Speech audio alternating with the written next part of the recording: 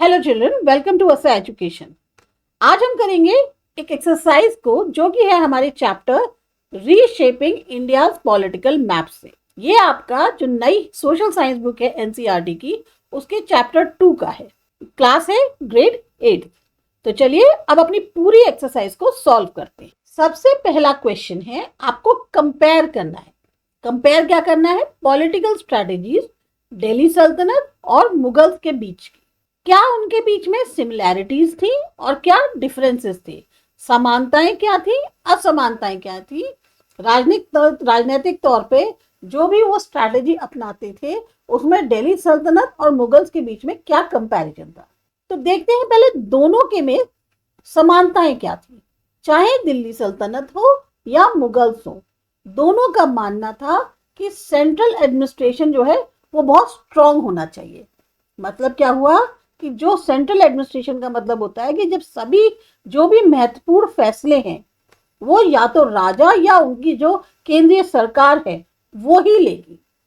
जो राजा होता है उसके पास ही सबसे ज्यादा पावर होती है और वही जो है सबसे ज्यादा इंपॉर्टेंट फैसलों के को अपने कंट्रोल में ले सकता है। मतलब कुछ भी डिसीजन होगा राजा ही लेगा। दोनों ने अपने टाइम में बहुत ही ज्यादा पावरफुल आर्मीज जो है उनको मेंटेन करके रखा था। सेना उनकी बहुत स्ट्रांग थी ताकि अपना जो उनके किंगडम है, राज्य है, साम्राज्य है, उनकी सुरक्षा की जा सके और उसको और ज्यादा बढ़ाया जा सके। जो मिलिट्री स्ट्रेंथ थी वो सबसे ज्यादा इंपॉर्टेंट मानी जाती थी, जो भी टेरिटरीज यानी जो क्षेत्र थे उनको कंट्रोल करने के लिए।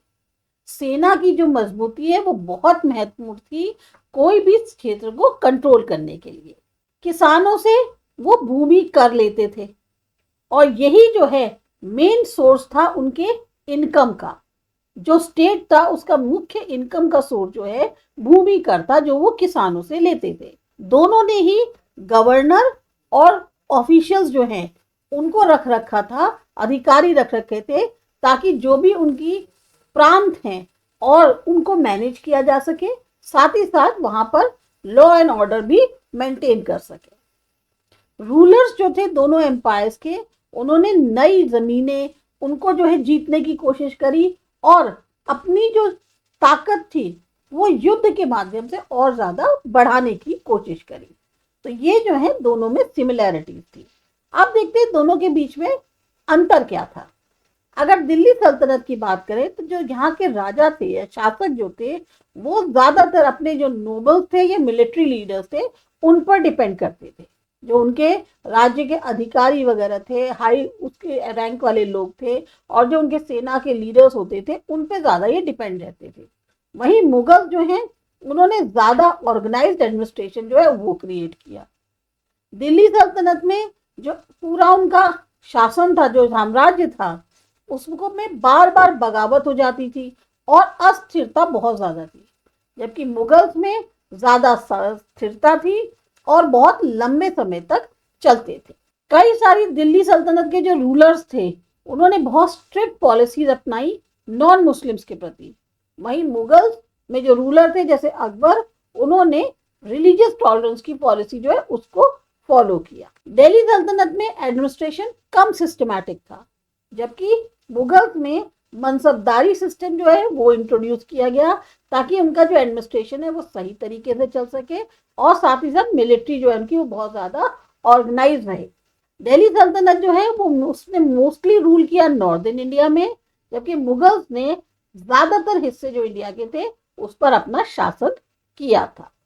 तो ये जो है आपका पहला क्वेश्चन है जिसमें आपको कंपैरिजन करना है दिल्ली सल्तनत और मुगल्स के बीच में जो उनकी पॉलिटिकल स्ट्रैटेजीज थी। दूसरा क्वेश्चन क्या है कि जो राज्य थे जैसे विजयनगर एम्पायर या अहोम्स जगह जो जो किंगडम था वो कैसे मैनेज कर पाए बहुत लंबे समय तक कोई उनके साम्राज्य पर जीत ना हासिल कर सके, उनको जीत ना ले, ऐसा बहुत लंबे समय तक वो कैसे मैनेज कर पाए बाकी और लोगों के मुकाबले। कौन से ऐसे जियोग्राफिकल, मिलिट्री या सोशल फैक्टर्स रहे जिससे उनको इतनी ज्यादा सफलता मिली। तो सबसे पहले हम देखते हैं ज्योग्राफिकल एडवांटेजेस उनको क्या मिली। अगर विजयनगर एम्पायर की बात करें तो जो कैपिटल थी हम्पी, क्योंकि विजयनगर की कैपिटल कौन सी थी? हम्पी। वो जो है पूरी तरह से सुरक्षित थी, हिल्स से, पहाड़ियों से, नदियों से, और उसके कारण जो वहां पर अटैक होते थे वो बड़ी मुश्किल से हो पाते थे। वही अहोम किंगडम जो था वो बहुत घने जंगलों में था, बहुत ज्यादा बारिश होती थी और ब्रह्मपुत्र नदी बहती थी जो कि बाहरी लोगों के अटैक से राज्य को बचाती थी। मिलिट्री स्ट्रेंथ की बात करें तो विजयनगर एम्पायर ने बहुत बड़ी आर्मी मेंटेन करी थी, जिसमें पैदल सवार थे, आपके घोड़सवार थे, किलाबंदी कर रखी थी, और युद्ध में जाने वाले जो हाथी होते हैं वो सब थे। कैवेलरी यानी कि घुड़सवार जो है, इन्फेंट्री जो आपके पैदल चलते हैं। वही जो अहोम्स थे वो गुरिल्ला वॉरफेयर में बहुत ज्यादा पारंगत हासिल थी, और रिवर बेस्ड फाइटिंग वो बहुत अच्छी करते थे। लोकल नॉलेज का यूज बहुत किया। सदर्न इंडियन का जो लैंडस्केप था, टेरेन था, उसकी उन्होंने बहुत अच्छे से जो है स्टडी कर रखी थी ताकि अपना जो है बचाव कर सके। वही अहोम्स जो हैं उनकी असम के जंगलों से और नदियों से इतनी ज्यादा उनको फैमिलियर थे, उन लोगों को इतनी ज्यादा उन सबके जगह की, जैसे कहते हैं ना, चप्पे चप्पे की पहचान थी, जिससे वो दुश्मन को बड़ी आसानी से हरा देते थे। विजयनगर जो है उसने अटैक्स जो नेबरिंग किंगडम से हुए उसको बहुत सफलतापूर्वक जो है कई सालों तक रोका। वहीं अहोम्स ने मुगल्स को हरा दिया था बैटल ऑफ सराय घाट में, जिसको कि लीड कर रहे थे लाचित बोरफुकन। विजयनगर का एक बहुत ही ऑर्गेनाइज्ड एडमिनिस्ट्रेशन था और बहुत ही एफिशिएंट टैक्स सिस्टम था, जबकि अहोम्स ने जो वहां के लोकल लीडर्स थे उनको इंक्लूड किया गया था एडमिनिस्ट्रेशन में, और इससे क्या हुआ था, बगावत कम हो गई थी। विजयनगर एम्पायर उसने प्रमोट किया साउथ इंडियन कल्चर को, टेम्पल्स को, इससे जो लोगों की वफादारी थी वो उन्होंने हासिल करी। वही अहोम्स ने रिस्पेक्ट किया जो असमीज ट्रेडिशंस थे, और मिक्स जो क्या कहते हैं लोकल सोसाइटी थी उसके साथ वो लोग जो है मिक्स हो गए। सबसे ज्यादा जो रीजन रहा लॉन्ग सर्वाइवल का वो था उनका स्ट्रॉन्ग डिफेंस। विजयनगर का रूलिंग जो है बहुत ऑर्गेनाइज थी और मिलिट्री पावर बहुत स्ट्रॉन्ग थी।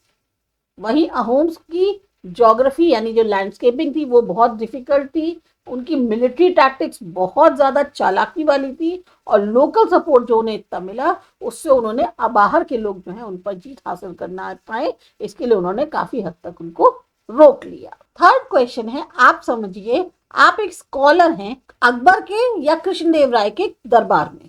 अब आप जो है एक लेटर लिखेंगे अपने फ्रेंड को जिसमें आप बताएंगे कि आप जो वहां पे उनके दरबार में पॉलिटिक्स, ट्रेड, कल्चर या सोसाइटी जो भी जिस तरीके से वहां पर करा हो जाता है काम को, उसको आपने देखा है, तो आप कैसे अपने फ्रेंड को उसको बताएंगे, वो आपको लेटर लिखना है। तो ये आप अपने तरीके से लिख सकते हैं, हमने आपको यहाँ सिर्फ सैंपल के तौर पे दिखाया है। डियर फ्रेंड, जो भी आप नाम देना चाहें यहाँ आप नाम दे सकते हैं। उम्मीद करते हैं कि आप और आपका परिवार जो है स्वस्थ होंगे।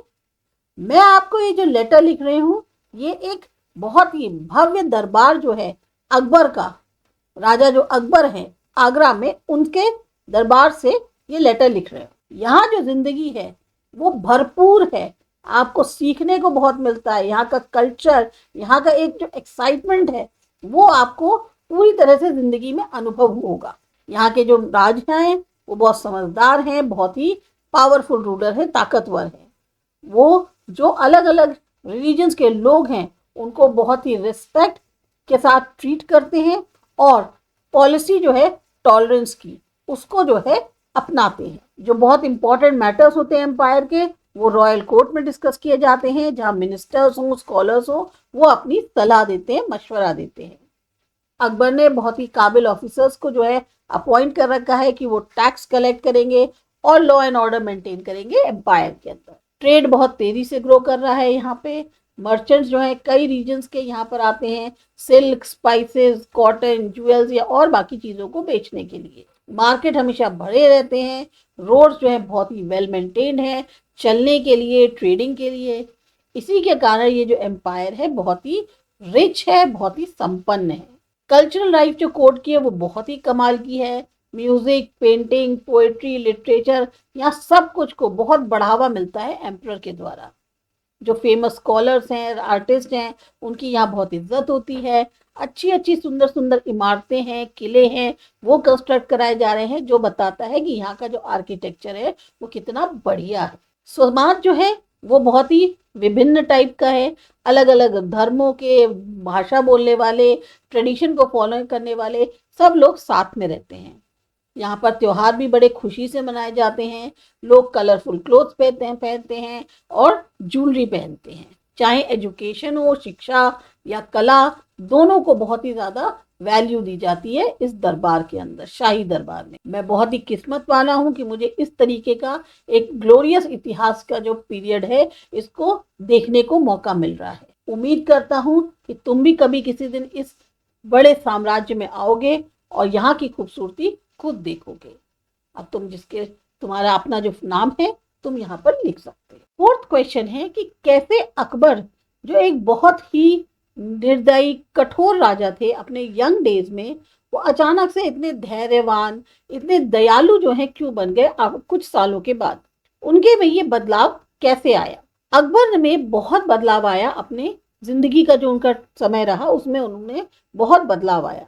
शुरुआत में क्या था, उनका मेनली जो फोकस था वो युद्ध पे था या अपनी मुगल सल्तनत को और ज्यादा बढ़ाने पे था। पर जैसे जैसे वो बड़े होते गए, उनको अनुभव होता गया, तो उनमें जो है धैर्य बनने लगा। उनको वो जो है मतलब अब धैर्यवान होने लग गए और अलग अलग धर्मों के या कल्चर के जो लोग थे उनके प्रति वो जो है थोड़े से दयालु हो गए। बहुत सारे रीजंस हैं जो इसका चेंज के लिए रिस्पॉन्सिबल हैं। जैसे कि वो एक बहुत बड़ी एम्पायर को रूल करते थे, तो उनको ये एहसास हुआ कि जो फोर्स है यानी सेना है उनकी, वो ऐसा नहीं कि जबरदस्ती हम लोगों को मजबूर करें तभी हमारी जो है सल्तनत एक यूनाइटेड बनी रहेगी। लोगों जो है उनके किंगडम के, वो अलग अलग धर्मों को, भाषाओं को, ट्रेडिशन को फॉलो करते हैं। तो अगर हम चाहते हैं कि शांति बनी रहे, स्थिरता बनी रहे, तो आपको समझना पड़ेगा कि एक बिल्कुल फेयरनेस और सहयोग जो होता है, कोऑपरेशन में सहयोग जो होता है, इसकी इंपॉर्टेंस कितनी ज्यादा है आपको समझना पड़ेगा। आप जबरदस्ती लोगों को एक साथ नहीं ला सकते, क्योंकि हर कोई अलग अपने अपने धर्मों को, भाषा को या ट्रेडिशन को फॉलो करने वाला है। अब आप अगर चाहते हैं कि शांति बनी रहे, स्थिरता बनी रहे, तो सबसे पहले आपको सबको कि इसकी क्या वैल्यू होती है, आप बिल्कुल सबके साथ फेयर हैं, आप सबके साथ कोऑपरेट कर रहे हैं, इसकी इंपॉर्टेंस जो है वो आपको समझनी पड़ेगी। फिर इन्होंने क्या किया, स्कॉलर्स हो, प्रीस्ट यानी पंडित, थिंकर्स जो होते हैं अलग अलग रिलीजन्स के, उनको बुलाया ताकि वहां पर जो है वो आइडियाज को डिस्कस कर सके। जो उनका इबादत खाना था वहां पर, हाउस ऑफ वर्शिप जिसे कहते हैं, अलग अलग व्यू पॉइंट्स उन्होंने सुने। उससे क्या फायदा हुआ, उससे उनको और रिलीजन्स के प्रति रिस्पेक्ट डेवलप हुई। जैसे जैसे उनकी उम्र बढ़ती गई, उनका अनुभव होता गया, वो और ज्यादा समझदार हो गए। अब खाली वो जीत के बारे में ही नहीं सोच रहे थे, वो अच्छी गवर्नेंस रहे, सबको न्याय मिले और लोगों की भलाई हो, इसके बारे में भी सोचने लगे थे। उनको ये पता था अगर लोकल रूलर्स या जो कम्युनिटीज हैं उनका जो है सपोर्ट जीतना है, तभी हम क्या कहते हैं अपनी एम्पायर को मजबूत कर पाएंगे। बहुत जरूरी है कि लोकल रूलर्स और समुदाय का सपोर्ट उनके साथ रहे। इसीलिए उन्होंने अलायंस करा राजपूत के साथ और अलाउ किया अलग अलग रिलीजन्स के जो लोग थे कि वो जो है उनकी कोर्ट में इंपॉर्टेंट पोजीशंस पर बैठे। उनका ये मानना था कि जो हार्मनी है, शांति होती है जो लोगों के बीच में, उसी से ही एम्पायर ज्यादा स्ट्रांग बनेगी। इसी के कारण उन्होंने कुछ जो अनफेयर टैक्सेस थे नॉन मुस्लिम्स पे, वो खत्म कर दिए और एक रिलीजियस टॉलरेंस की पॉलिसी अपनाई जिसको बोलते हैं सुलह कुल यानी यूनिवर्सल पीस। नेक्स्ट क्वेश्चन है, क्या होता अगर विजयनगर एम्पायर ने बैटल जो तलाई कोटा का है उसको जीत लिया होता? इमेजिन करो और डिस्क्राइब करो कैसे पॉलिटिकल और कल्चरल हिस्ट्री साउथ इंडिया की बदल जाती अगर विजयनगर ने बैटल ऑफ तलाई कोटा जीत लिया होता। एग्जाम्पल के लिए हम आपको आंसर जो दे रहे हैं आप इसको देख सकते हैं, नहीं तो आप अपने मन से चाहें तो आंसर को कट शॉर्ट करके अपने हिसाब से लिख सकते हैं। सबसे पहले देखते हैं पॉलिटिकल चेंजेस।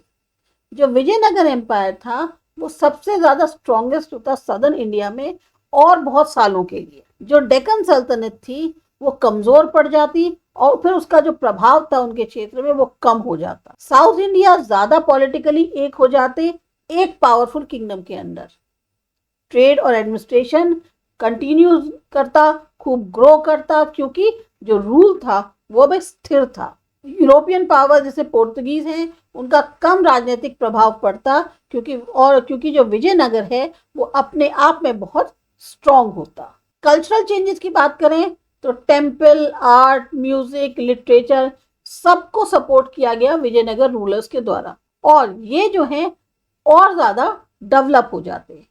जो कैपिटल सिटी थी हम्पी, वो जो है लगातार आगे ऐसे ही जारी रहता कि वो कल्चरल और ट्रेडिंग सेंटर बना रहता, बजाय बैटल के बाद जब उसको पूरा तबाह कर दिया गया। South Indian languages Telugu, Kannada, Tamil, इसको ज़्यादा ग्रेट रॉयल सपोर्ट मिलता। मतलब जो शाही दरबार होता है वहाँ से, या जो राजकीय जो परिवार होता है उससे ज़्यादा इनको सपोर्ट मिलता। जो आर्किटेक्चर होता है विजयनगर स्टाइल का, वो शायद पूरे भारत में फैल जाता। फिर देखते हैं सोशल और इकोनॉमिक चेंजेस। चाहे किसान हो, ट्रेडर्स हो, क्राफ्ट्समैन हो, कारीगर हो, उनको ज़्यादा स्थिरता और संपन्नता मिलती। जो ट्रेड हो रहा था फॉरेन कंट्रीज से साउथ इंडियन पोर्ट्स के थ्रू, वो और बढ़ जाता। एम्पायर का जो स्ट्रॉन्ग इरिगेशन सिस्टम था और मार्केट था, वो ऐसे ही लगातार जारी रहता, जिससे कि जो एग्रीकल्चर है और बिजनेस है, दोनों में बहुत ज़्यादा इम्प्रूवमेंट होता। अब आता है नेक्स्ट क्वेश्चन, जो है क्वेश्चन नंबर 6। बहुत वैल्यूज जो है प्रमोट करी गई अर्ली सिखिज्म के द्वारा, जिसमें इक्वालिटी, सेवा, जस्टिस, ये आज भी कायम है। आपको इनमें से कोई भी एक वैल्यू चुननी है और बताना है कि कैसे वो रेलेवेंट रही कॉन्टेम्प्रेरी सोसाइटी में। आप इनमें से कुछ भी चुन सकते हैं, हमने इक्वालिटी चुना है। एक जो इंपॉर्टेंट वैल्यू प्रमोट करी गई अर्ली सिखिज्म से, वो थी इक्वालिटी। ये वैल्यू जो है हाईली रेलेवेंट है आज की सोसाइटी में भी, क्योंकि जो लोग हैं दुनिया में, वो आज भी भेदभाव फेस कर रहे हैं रिलीजियस, जेंडर, कास्ट, रेस और इकोनॉमिक स्टेटस के आधार पर। जो सिख गुरु थे उन्होंने ये बताया कि सारे ह्यूमन बींग्स इक्वल हैं भगवान की नज़र में। गुरु नानक स्ट्रांगली विरोध करते थे कास्ट डिस्क्रिमिनेशन का, और बिलीव करते थे कि हर कोई जो है वो रिस्पेक्ट और डिग्निटी डिजर्व करता है। ये आइडिया जो है लंगर प्रैक्टिस के थ्रू भी आपको दिखाया गया, जहां लोग किसी भी बैकग्राउंड के हों, वो साथ बैठकर आराम से बराबरी से खाना खाते हैं। कॉन्टेम्प्रेरी सोसाइटी में इक्वालिटी बहुत इंपॉर्टेंट है, क्योंकि बहुत से लोग लगातार स्ट्रगल कर रहे हैं अनफेयर ट्रीटमेंट के अगेंस्ट। जैसे विमेन जो है, कुछ जगहों पे उनको बराबरी के मौके नहीं मिलते, चाहे एजुकेशन हो या जॉब्स में। इसी तरह से पुअरर कम्युनिटीज, जो गरीब समुदाय के लोग हैं, उनको बहुत ज़्यादा सोशल डिस्क्रिमिनेशन फेस करना पड़ता। वैल्यू जो इक्वालिटी की है, वो लोगों को एनकरेज करती है कि आप बाकियों को अच्छे से ट्रीट करें और ज़्यादा इंक्लूसिव सोसाइटी बनाएं, मीन्स उनको भी उसमें शामिल करें। इक्वालिटी बहुत इंपॉर्टेंट है स्कूल्स और वर्क प्लेसेस में। आजकल स्टूडेंट्स को बराबर ट्रीट करना चाहिए, भले ही वो किसी भी बैकग्राउंड का हो। वर्क प्लेस जो है वो बराबरी के मौके दे सारे एम्प्लॉयज को। लॉ और ह्यूमन राइट मूवमेंट्स जो हैं पूरी दुनिया में, वो इसी प्रिंसिपल ऑफ इक्वालिटी पर आधारित है। इसीलिए जो सिख की टीचिंग है इक्वालिटी, वो लगातार लोगों को इंस्पायर कर रही है कि डिस्क्रिमिनेशन के खिलाफ जो है आप लड़ाई लड़ें और एक ऐसा समाज बनाएं जो फेयरनेस, रिस्पेक्ट और यूनिटी पर आधारित हो। फाइनली हमारा आता है 7th क्वेश्चन। अब आप इमेजिन करो, आप एक ट्रेडर हो पोर्ट सिटी में, चाहे सूरत, कैलिकट या हुगली में। आपको डिस्क्राइब करने हैं उन सीन्स को जो आप देख रहे हो, चाहे वो गुड्स, लोग जिनके साथ आप ट्रेडिंग कर रहे हो, या शिप के मूवमेंट्स पर आधारित। तो यहाँ पर आप अपने भाई को, बहन को, किसी को भी लेटर लिख के आप उसके बारे में बता रहे हैं कि आप जो एक ट्रेडर, जो बिजी पोर्ट है सिटी ऑफ सूरत में, वहां से आपको ये ग्रीटिंग्स भेज रहे हैं। यहाँ पर बहुत ज़्यादा बिजी लाइफ है, हर तरफ एक्टिविटीज़ हो रही हैं, हर तरफ एक्साइटमेंट रहता है और पूरे दिन ऐसा रहता है। सुबह से ही जो हार्बर है वो भीड़ से भर जाता है, बड़े बड़े शिप आ रहे होते हैं, अरेबिया, पर्शिया, अफ्रीका, यूरोप, यहाँ से शिप आते हैं। सेलर्स जो हैं वो अपना जो माल लाते हैं, जैसे स्पाइसेस है, silk, cotton, cloth, pearls, dry fruits, precious stones, वो सब लाकर यहाँ पर उतार देते हैं। बदले में इंडियन टेक्सटाइल्स और स्पाइसेस जो हैं उनको दूर देशों में भेजा जाता है। जो मार्केट है पोर्ट के पास, वो हमेशा वहाँ शोर मचता रहता है, बहुत ही रंगीन बाजार देखने को लगता है। मर्चेंट्स अलग अलग कंट्री से आते हैं, बार्गेन करते हैं अपनी अपनी भाषाओं में। मेरा ट्रेडिंग जो है ज़्यादातर अरब और पर्शियन मर्चेंट से होती है, जबकि कुछ यूरोपियन ट्रेडर्स जो हैं वो भी हमारी सिटी में आते हैं फाइन इंडियन क्लॉथ और स्पाइसेस को खरीदने के लिए। जो स्ट्रीट्स हैं इसमें आपको बहुत सारे वर्कर्स दिखाई देंगे जो बंडल्स उठा के ले जा रहे हैं, सेलर्स दिखेंगे जो शिप तैयार कर रहे हैं, कारीगर जो हैं वो ट्रेड के लिए चीज़ें बना रहे हैं। जो मसालों की खुशबू है या जो परफ्यूम्स हैं वो पूरी हवा में आपको उसकी महक मिलेगी। Camel, bullock cart, horses continuously जो हैं चलते रहते हैं इन बिजी रोड्स के बीच में और चीज़ों को आइदर पोर्ट तक ले जाते हैं या पोर्ट से लेकर आते हैं। तो सूरत जो है वो खाली ट्रेड में ही रिच नहीं है बल्कि कल्चर में भी है। जो लोग अलग अलग धर्मों के और क्षेत्रों के होते हैं वो साथ में रहते हैं एक साथ शांति से।